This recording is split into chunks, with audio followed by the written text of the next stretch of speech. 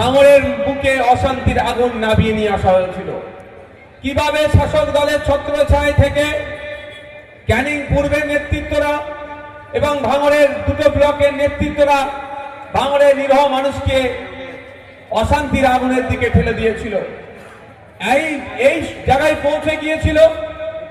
এই নির্বাচন প্রাককালে প্রথমে মহিউদ্দিন মোল্লাকে তারা খুন করে, তারপর একাধিক মানুষ তারা আমাদের গুলিবিদ্ধ হয়ে হসপিটালাইজ ছিল। এই কথা মাথায় রেখে আমি ভাঙড়ের মানুষের কথা ভেবে ভাঙড়ে না হিংসা হয়,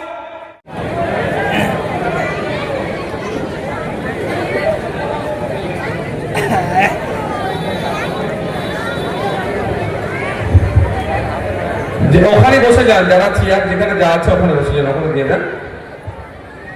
যাদের উদ্যোগে শহীদ মহিউদ্দিন মোল্লা,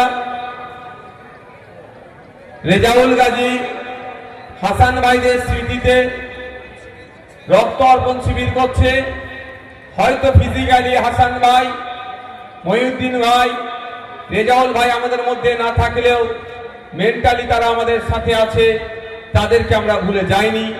তাদের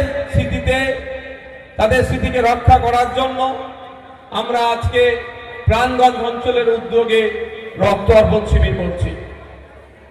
ধন্যবাদ জানাবো অঞ্চল নেতৃত্বদেরকে, ধন্যবাদ জানাবো আজকের এই রক্তদান শিবিরের রক্ত যোদ্ধাদেরকে, যারা এই শিবিরে এসে রক্ত দিয়ে শিবিরকে সাফল্যের উচ্চ শিখরে পৌঁছাতে সহযোগিতা করছে।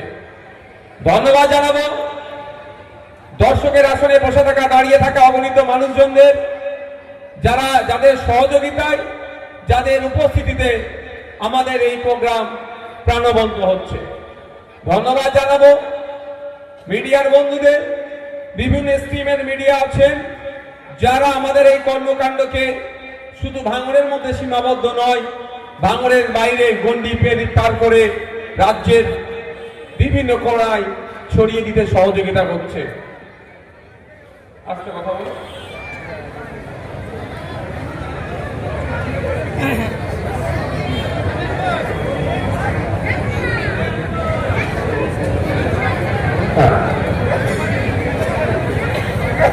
ধন্যবাদ জানাই প্রশাসনের কর্তাদেরকে, যাদের সহযোগিতায় এই প্রোগ্রামটি সুষ্ঠুভাবে হচ্ছে এবং সুষ্ঠুভাবে সম্পূর্ণ হবে এই আশা রেখে।